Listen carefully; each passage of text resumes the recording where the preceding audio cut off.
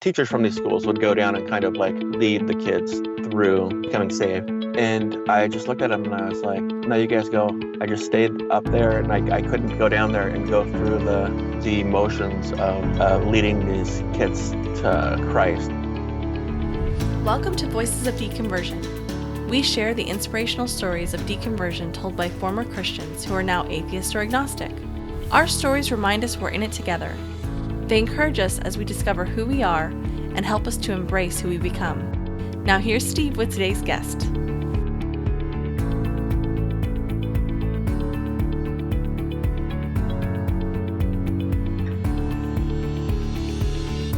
Welcome back, everyone, for episode 23. My guest today is from Tacoma, Washington. He was raised in the Assemblies of God denomination. As a kid, he used to sing in front of the church with his family. In his early 20s, he makes a conscious decision to live life to the fullest and put off getting serious about his relationship with God. He moves to Georgia, and then later in his 20s, he makes the decision to commit his life to Christ. He teaches Sunday school and begins to wrestle with some issues regarding the Bible and reality. He felt ashamed for having doubts, but eventually he makes his way to atheism. One of the cool things that he talks about in this episode is that as an atheist, he has made the effort to go to churches and reach out to people in the community, and he has reached out to pastors. He built some friendships, and eventually this leads to an opportunity at a local church. He has a fascinating journey from start to finish in this episode, and this is part one of the interview. And for those of you living in Georgia, I got your back. Now here's my interview with Darren Garvin.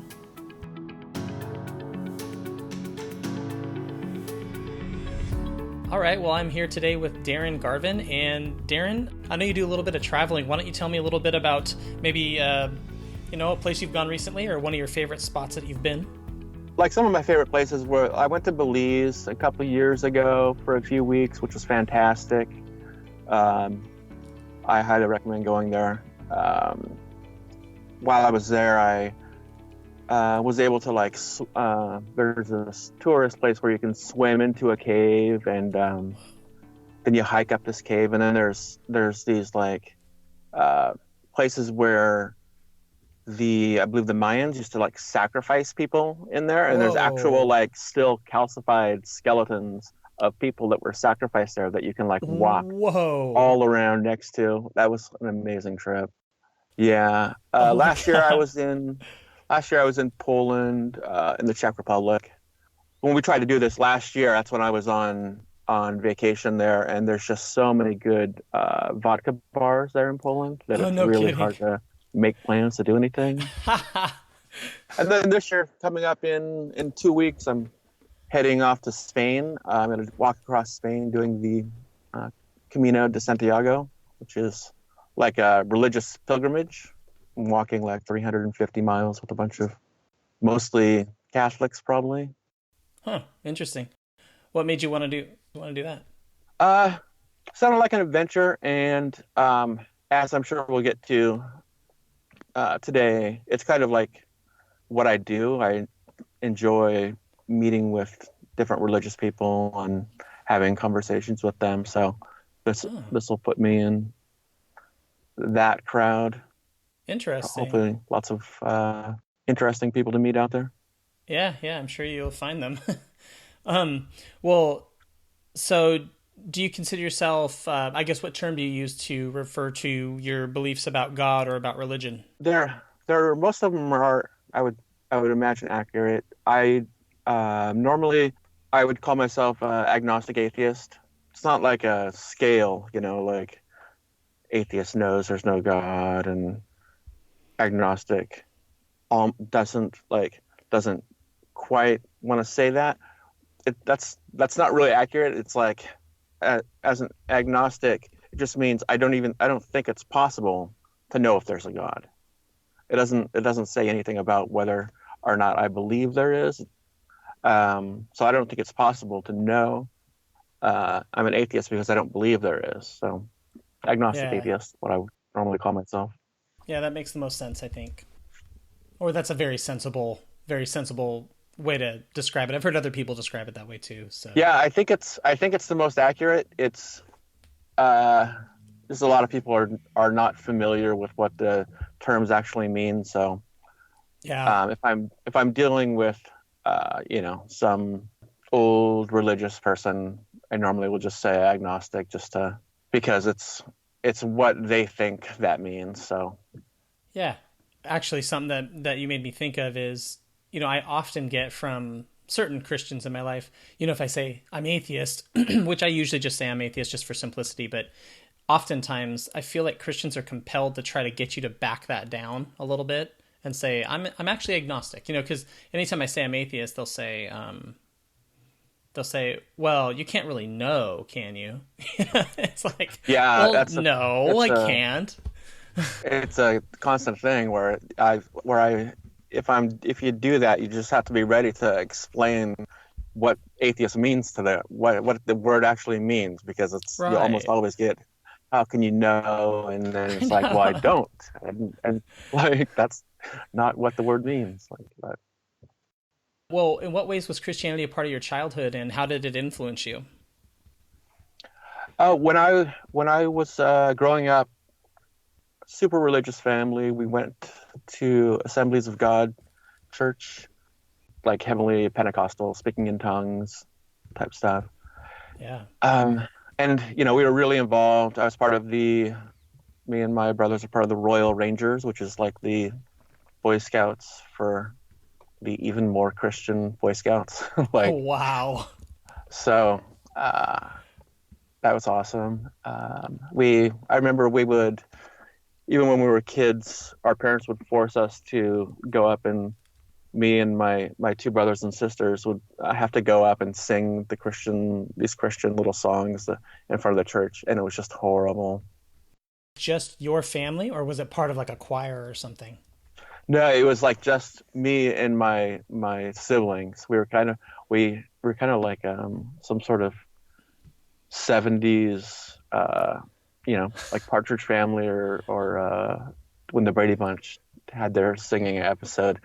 That's We had like hilarious. polyester suits. It was fantastic. Oh my I God, Darren, regret this is cracking me up. it That was is I really we funny. I mean, it's horrible that you had to go through that in some ways, but that's so funny. me and my brothers each had like these polyester suits. Mine was orange. I know there's a red one. I don't remember the other. And they were just hilarious. I really wish I still had it to force something Yeah. where Yeah, or a picture of it or something. yeah. That's cool. So that was um when that's when we were growing up, and then they stopped making us go to church around when I was in high school, and then I kind of stopped going. I was not being Okay. forced, but I totally believed all of it was real. Still, I just wasn't necessarily going anymore. Was there a particular reason why they stopped forcing you to go? Oh, it was around the same time that my parents got divorced, Okay. so I'm sure that had something to do with it. Let that be a lesson to parents. Like, if you get divorced, your kids are going to become atheists. Yeah, yeah, absolutely. There's 100% of the time. Well, actually, none of my siblings are, so there's like a 25% chance. One in Okay. four. The odds are okay, I guess, then. Three and Yeah, four. Yeah. that's probably around the same as the rest of the population. So I guess it has no effect. Yeah. So there you go. Yeah. So they got divorced. They kind of stopped forcing you to go to church. And so because you weren't being forced, you just kind of stopped going, but you still believed it all. Yeah, I still believed it all. I still thought that, like, at some point I would like become a really involved Christian in some capacity. I don't know what, but kind of like just thought while I was young, I would go out and have fun and enjoy life, and then later on focus on it. Like, Okay. and I remember even thinking at the time, like, how Jesus didn't start like really being a big religious guy until he was 30. So That's uh, funny. I put mine off too. I put mine off till my late 20s before I decided to really get into religion. And so when you say have fun and enjoy life, do you mean like just being a 20 something year old, partying, things like that? Yeah, I mean, just being a regular 20 something, like, and I grew up in this, believing this really conservative Christianity. So, there was in my family, no one drank or anything Oh, wow. or swore ever. Like, so, during my 20s, I drank and swore plenty. Like, and I still do now, but like, so in my mind, it was like, once I become super Christian, I'll stop that. That's really funny. You had this, you kind of like planned it out. Yeah, it was, it was. That's awesome. Yeah, you just want to, I guess, live life and be a normal kid. Well, there's all kinds of biblical justification for it, not just Jesus, but like the story of the prodigal son and when he goes away, and then how happy his father is when he returns. Like, Huh. I was justifying it that way as well. Like, come back to being super Christian, then I'll have lived this other life, and then everyone will be super happy that I'm a Christian, and it'll be fantastic. And So something that I would have worried about, and something I thought about as a young 20 something year old. What if I'm living this sinful lifestyle, drinking and partying and swearing, right? And I happen to die. Like, did you ever think what happens if I die in this period of my life when I'm rebelling or I'm in a sinful lifestyle or something? Or did you not think of it that way? I thought of it as I was saved, and even though I wasn't like focusing on Christianity, I was taught and believed that, like, once you're saved, you can't really be unsaved.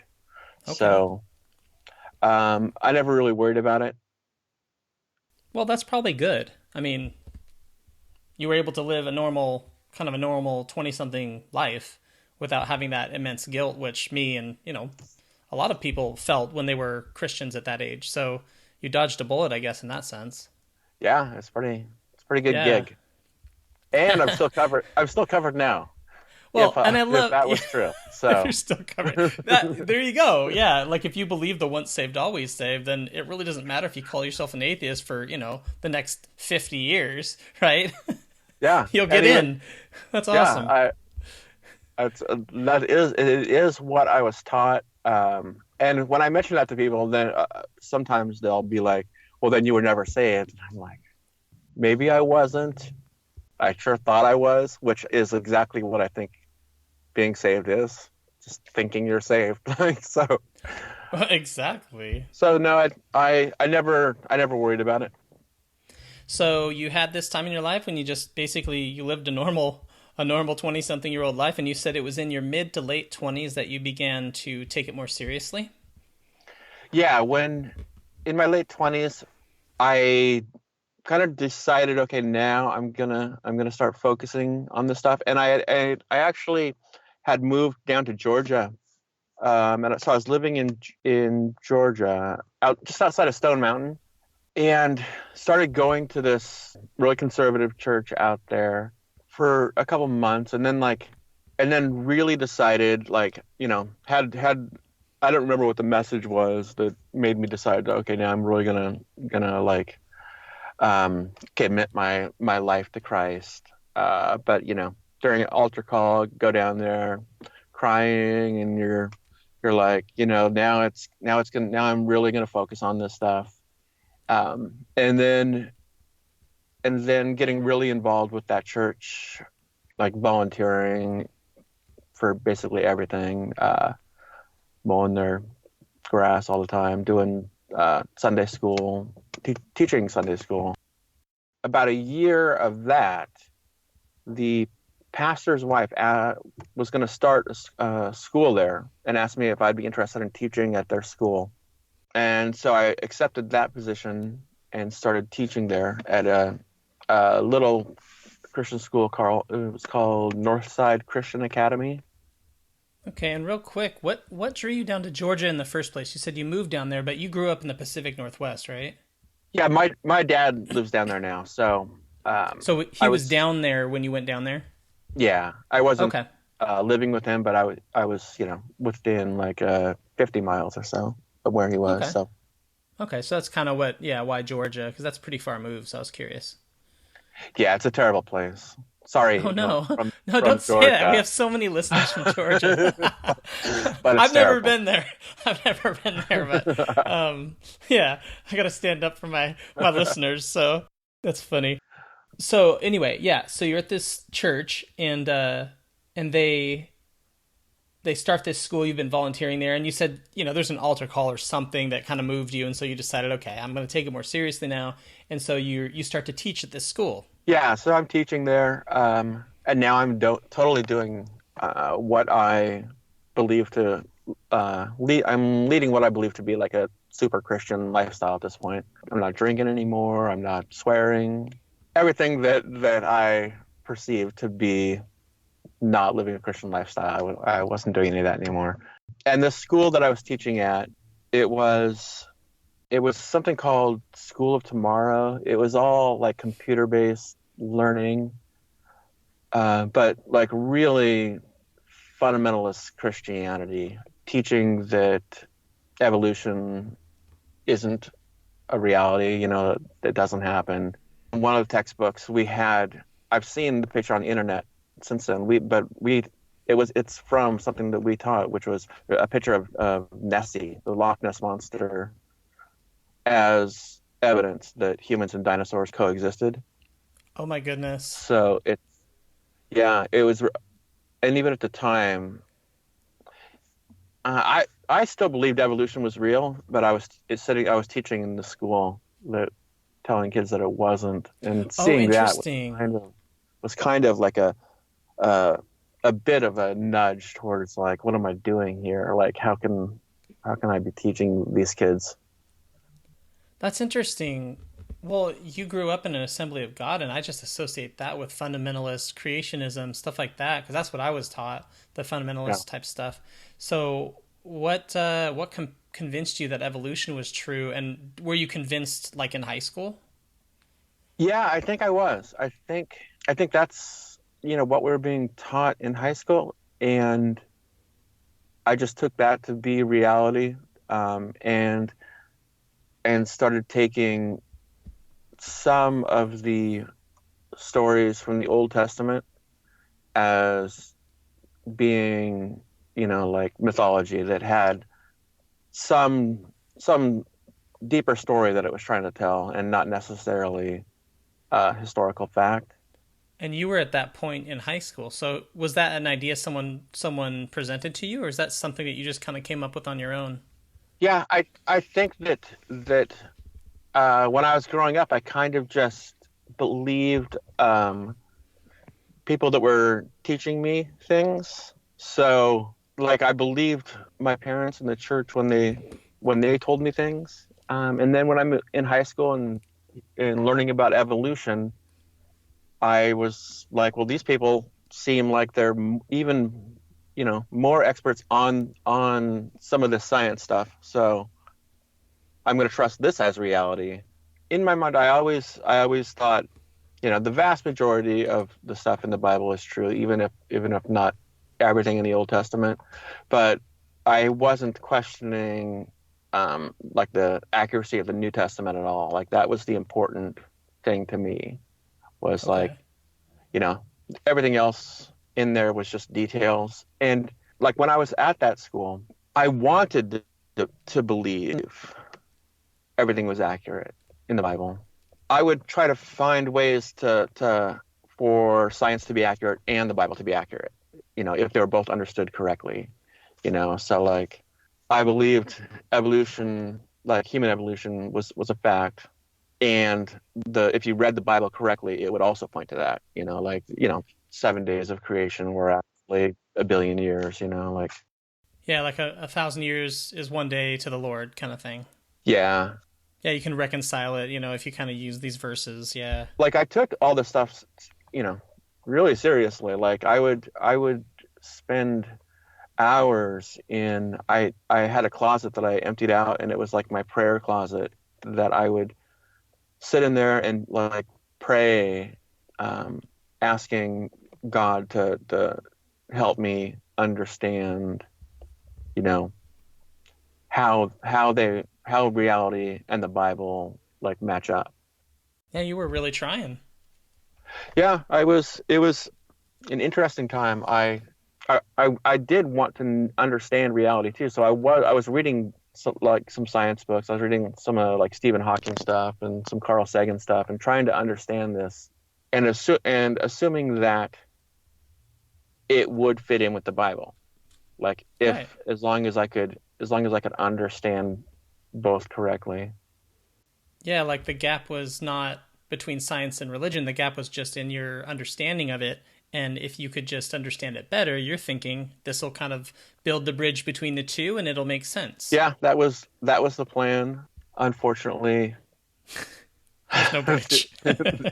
unfortunately, it's just when you really start looking into the like accuracy of the Bible, then it just all starts chipping away at like, oh, now that story's not true either, and that one's not true, and that one's not true. You get to the point where, or I got to the point where it wasn't just one or two stories. It was like, oh my goodness, is anything in the Old Testament true? Like maybe some Yeah. of it's based on people that existed, but I got to the point where I didn't believe like any of the supernatural type stories. And like I remember one of the big things that hit me hard was when I found out that like even the story of the Jews wandering around in the desert and being slaves in Egypt and stuff was like, oh, that's not even accurate. Like, wow, and that wasn't even, not even just the supernatural stuff. It was like that's just, I don't know. It was a story that I thought had to be true. It's kind of it's an important one. It's one that's kind of talked about a lot by Christians today as like a way God tests Christians. And hey, look, the Jews wandered in the desert. They were confused for 40 years. So if you're confused in your personal life, like just have to trust like the Jews trusted. Yeah, I mean it's and the basis for like Jewish people living in Israel now is that they wandered the desert and then God gave them this land, and it's like, wait, that didn't happen? Like what's going on here? What compelled you to believe that it didn't happen? Again, it was just trying to find evidence that it did. And at some point I had read something about like there's no historical documents that back that up. And then looking for it as much as I could, and the more you look for it, the more you see that there isn't any reason to believe it happened. Man, that is so true of so many parts of the Bible. Yeah, and even and that was one of the last things before it finally occurred to me that I should start looking into whether like the Jesus story was historically accurate. Oh man, that's the last step. It really was. It was like I put that off in like just some other category. In my mind, Yeah. it was like you could, everything in the Bible, I can question all of it, but this one thing, obviously that one's real, but like this other stuff is. I always just thought it was the details, and it was like the other stuff was the stuff that you know that kind of like separated different denominations or whatever, but then we all just have like we all accept Jesus as our savior, and that's all the real stuff, and that's all that's important. Yeah, that's the foundation. You're right. And then at one point when I started looking into that, and that was And were you still at this school teaching these kids? yeah, yeah. You're going through all yeah, you're going through all this internally, and probably I'm guessing are there many people you can talk to about it that about these thoughts you're No, having? at the time. So when I'd moved to Georgia, the only people that I had in my life down there were all these super religious people. And honestly, I didn't want to lose my faith. I didn't want anyone to talk me out of it. And I also kind of grew up thinking that there was something wrong with, like atheists or agnostics or Yeah. whatever. it was a part of me that was kind of like ashamed that I was even having these thoughts. Oh, wow. That's really fascinating. So you were feeling shame. Yeah, it wasn't something that I wanted to admit to any of the Christian leaders that I knew at the time down in Georgia, just because like it's just something that it wasn't like consciously a thought that there's something wrong with atheists, but it was just there in my mind as like this a negative thing. It's something that I wanted to get over without having to reveal that I had had these thoughts. Yeah, you're trying to work it out. As they say in the Bible, working out your own salvation. The only person that I talked to would have been Jesus in my prayer closet all the time, like almost every night, like having these conversations out loud, um, Yeah. like thinking it out. And I can remember the time when I kind of like realized that I no longer believed in Jesus as far as like if the whole story is true, if he was God and died for our sins and all this stuff. Yeah. The school that I was at, there was like this huge conference that we had every year for it in Flagstaff, Arizona. We had gone down to Flagstaff. The whole school had and the teachers and stuff. And it took place over a week or so. And towards and I'm still having all these problems, all these doubts and stuff while we're there, Okay. and kind of trying my best not to think about that stuff while I'm there. But like towards the end of the conference, there was an altar call for the kids to come down, and like accept Jesus as their savior. And so there's like thousands of kids in this auditorium. They're going down, and like so the kids from my school, some of them are going down, and one of them I remember looked at me and was like, "Are you gonna come down with us?" Because that's like what was teachers from these schools would go down and kind of like lead the kids through, becoming saved. And I just looked at him and I was like, "No, you guys go." I just stayed up there, and like I couldn't go down there and go through the motions of leading these kids to Christ when it was that moment where I was like, I can't do this. I can't pretend that that this is even anything. I can't ask them if they're to accept Jesus as your savior, because I don't think that's a real thing anymore. So that was like the breaking point of me understanding that. And then, we get back to Georgia and I have a long conversation with the principal and the pastor, telling them about my doubts and telling them that I can stay on at the school if they want, but like it probably isn't a great idea. And they agreed. So I ended up leaving. Wow. I think I stayed on for like a month, up until like Christmas break, and then left that job, left Georgia, came back to Washington. Okay. Was there anything keeping you holding on to your belief in God? Or was it done? At that point, it was done. I had been struggling with this for a year, and trying as everything I could to hold on to it. Like I I wanted to remain a Christian. I just couldn't do it, um, based on like reality as I had come to see it. And it like one thing that had kept me a Christian for so long is I've like a ton of respect for like my mom, who is Mm-hmm. this loving Christian woman.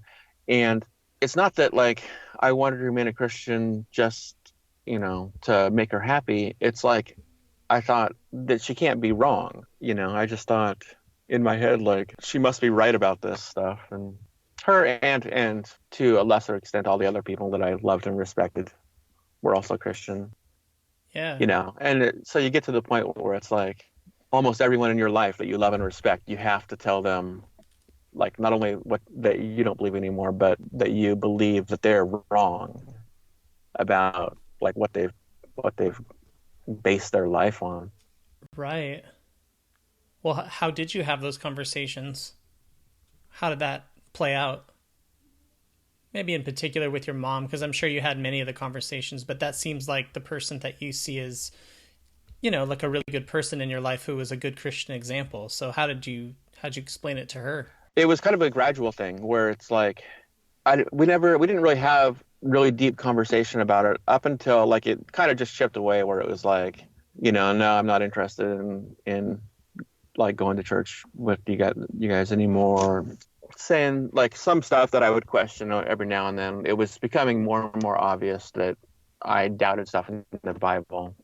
Yeah. And then at some point, it wasn't until about 7 years ago, and I just did it like online on Facebook, just like posted it for everyone to see, um, all at one time.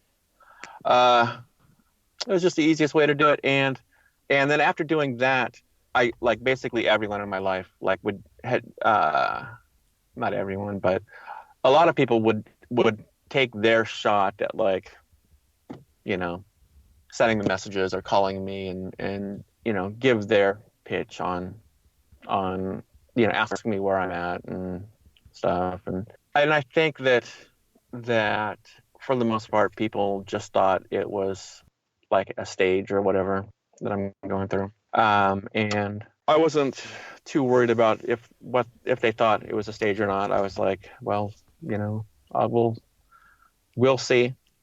So you'd seen the world through a Christian point of view all those years. Was it a difficult transition for you to now realize that that's not reality? And how did you see the world differently once you kind of fully embraced your atheism? I started like reaching out to an online community, listening to podcasts or videos and trying to get a better grasp on this stuff. Because at the time when I became an atheist, it was before like social media even, like before Yeah. everyone was connected. So it took years between the time when I got back to the time when I kind of accepted that I'm an actual atheist. Like I would have called myself agnostic for several years. And then kind of like just through learning about kind of like what the meaning of those words are, I kind of eventually became to accept that I was an atheist.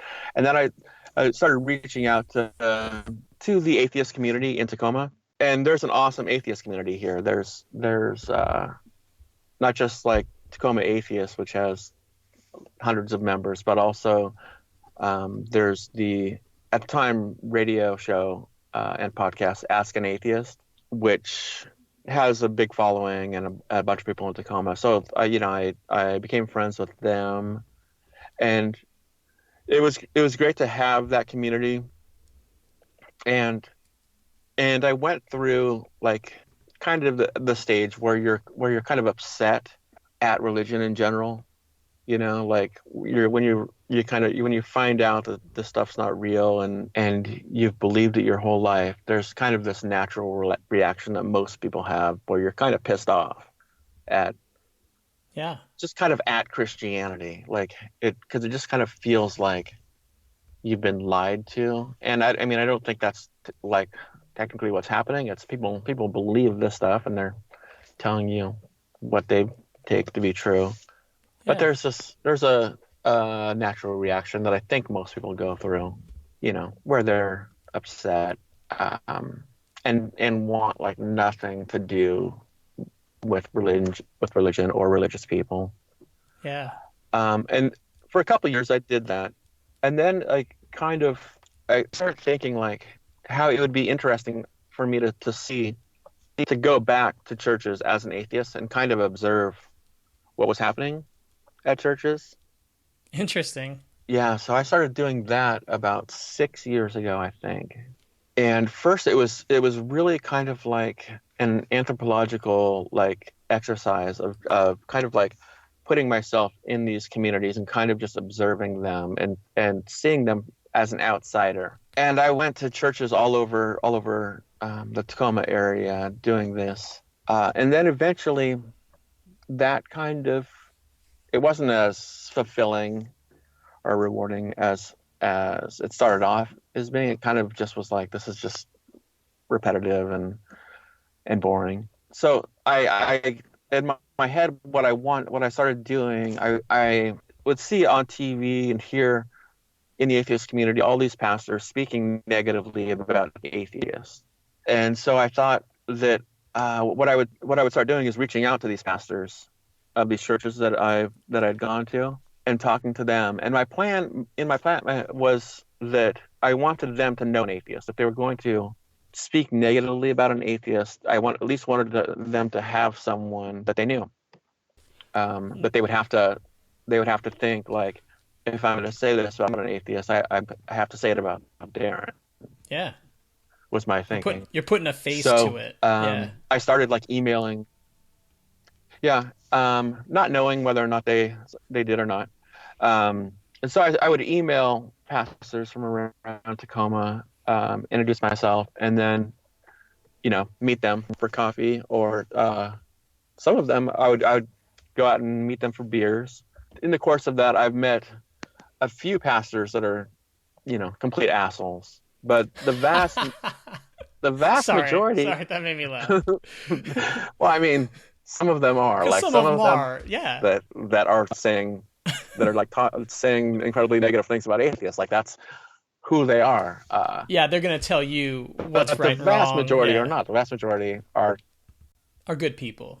Yeah. A lot of them, they're willing to have these interesting and deep conversations and talk about doubts and stuff like that. And so at the time I'm doing this, I was also helping as one of the organizers of Tacoma Atheists, as like the meetup group. And I was helping to do a bunch of like the volunteer stuff that we were doing. So occasionally I would like volunteer myself. I would volunteer at some of the churches that I had been going to, where I had friends that were pastors there. Some of the ones that I think of as decent people, way more progressive and closer to my views on the world, even though the only difference being that they're Christians. Yeah. At some point, I was one of my pastor friends, Dean Curry from Life Center. I was talking to him about bringing Tacoma Atheists and Life Center together to do some type of like volunteer work, some sort of charity type thing. And when we were talking about doing that, then he asked me if I would be willing to come in and do basically like an interview an atheist at his church.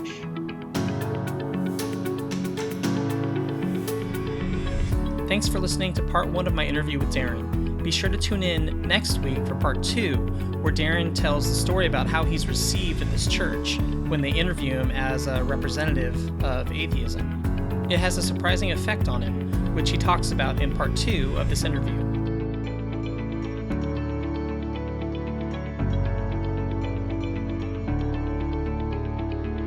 If you have a deconversion story you would like to share, email us at steve@vodpodcast.com.